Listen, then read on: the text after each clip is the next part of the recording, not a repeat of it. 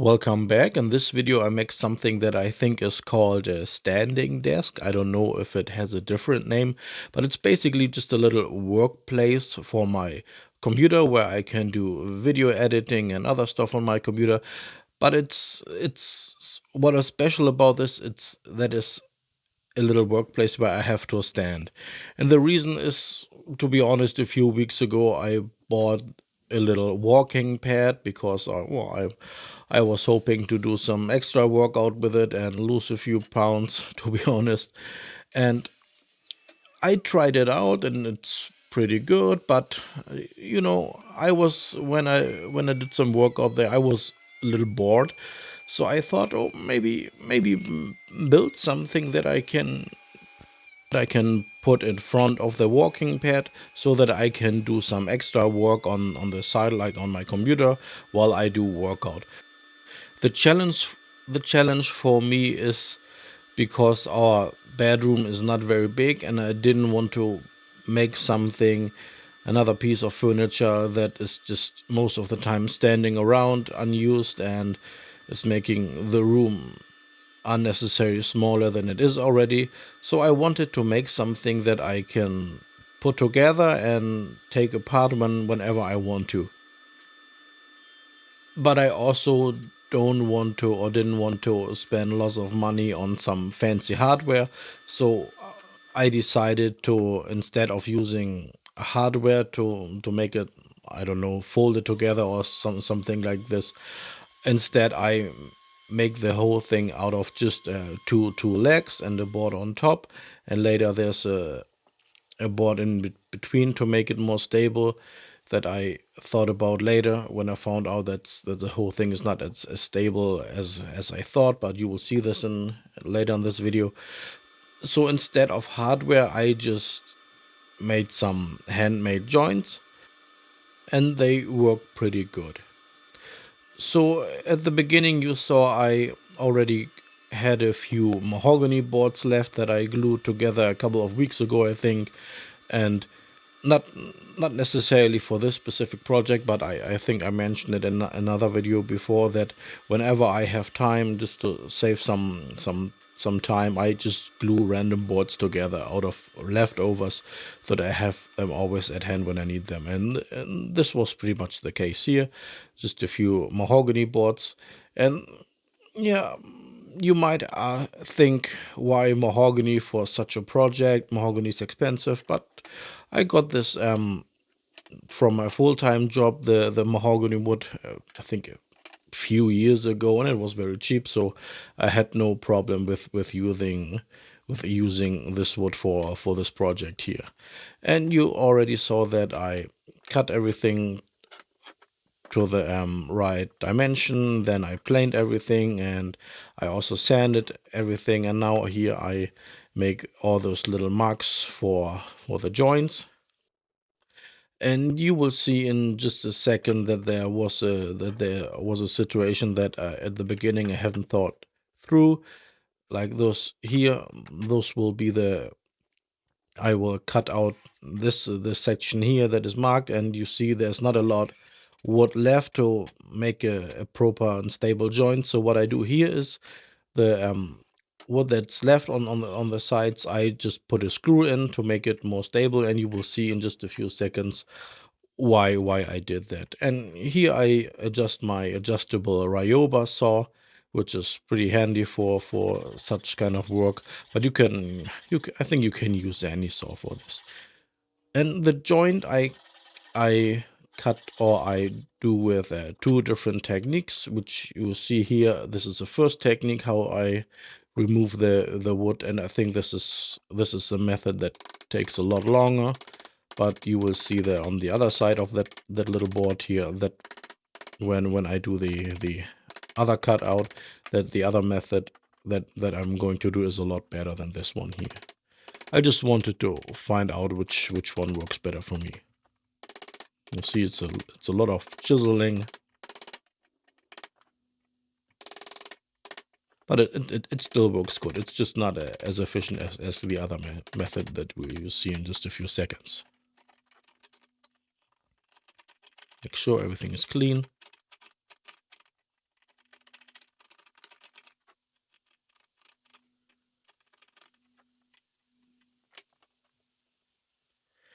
Here you see I do the other side of the board, and as you see here, I don't even clamp it on the workbench. It still works, and yeah, I think you notice that it's a lot faster than the other method. I was just curious which method works better for me.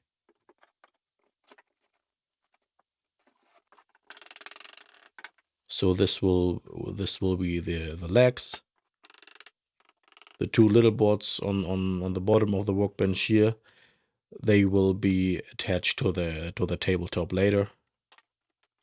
It's just easier to make the joint or to measure everything before I put it on the tabletop, before I glued and screwed it on, so that I can play more around with it.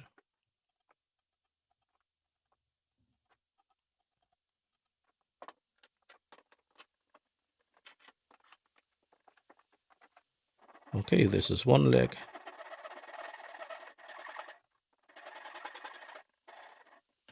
I use a different Ryoba saw now the Ryoba saw with the depth stop, because the joint is or the cut needs to be deeper than I can adjust the Ryoba saw, the adjustable Ryoba saw. But like I said, you can use any handsaw for this.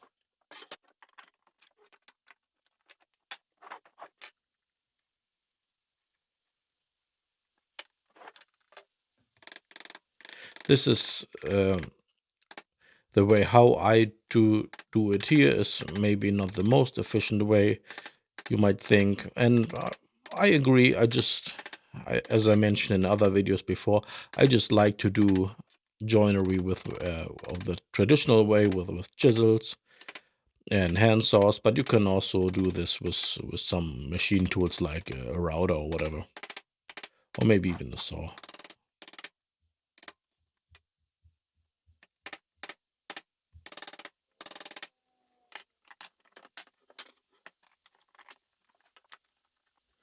And the other side.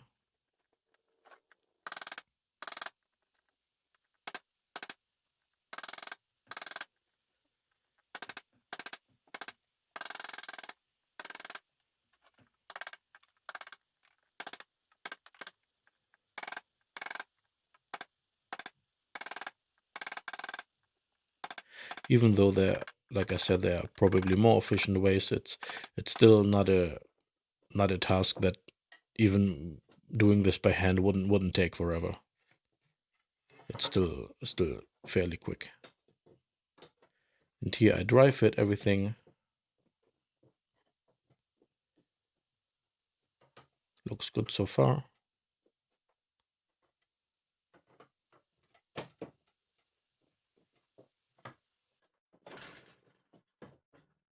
The tabletop, and boom, there I hit myself in the back on my bandsaw, and I can't explain how often this happens to me. But some things, there are some things in the world you never learn, you know.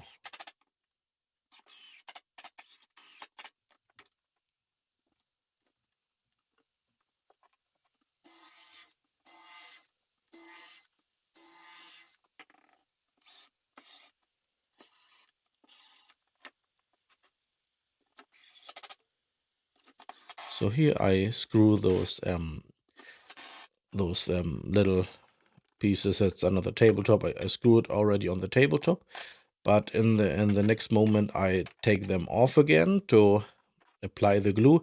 And the reason why I did this was I want the screws already a bit in there, so that they kind of guide the board, because if I would do this after, the board with the glue applied might slip around a little bit and make a mess. So instead I put the screws in first, then I apply the glue, and the screws with a pre-drilled hole can guide the piece of wood.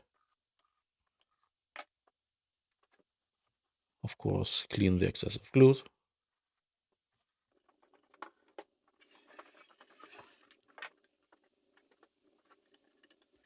Okay, and that was the moment when I noticed, okay, the whole thing is not as stable as I expected or as I hoped for. And this is why I put another little piece of wood with Some was pretty much the same method, somewhere lower here to make the whole thing more stable, but most of that I did off camera. So pretty much done. All right, that's it. This is how it's gonna look like. Now there's only thing that's left is the finish. You see how I can take everything apart. And then as you see, when everything is taken apart, it does not occupy a lot of room. And you will see at the end of the video that the whole thing is designed so that when it's taken apart, it will fit under our bed. Here I apply the finish. This is again my preferred method for finishes, which is oil. In this case, it's some mineral oil that I usually use for cutting boards, but I really like the appearance of that oil, so I ended up with applying this on most of my furniture too, especially hardwood like this mahogany here.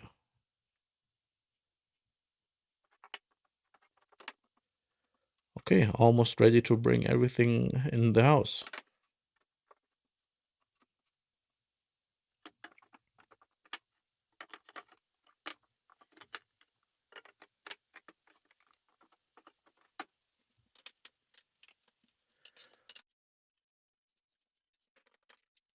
And here we are. I have taken it apart and now I assemble it again.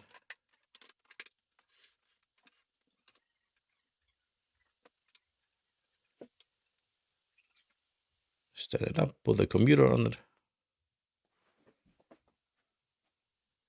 I think it looks nice and it definitely does the trick. There's not a lot of room on it to do other stuff, but I didn't even want that too. Now I take everything apart again, put those boards together, and I can store everything under the bed. Thanks for watching.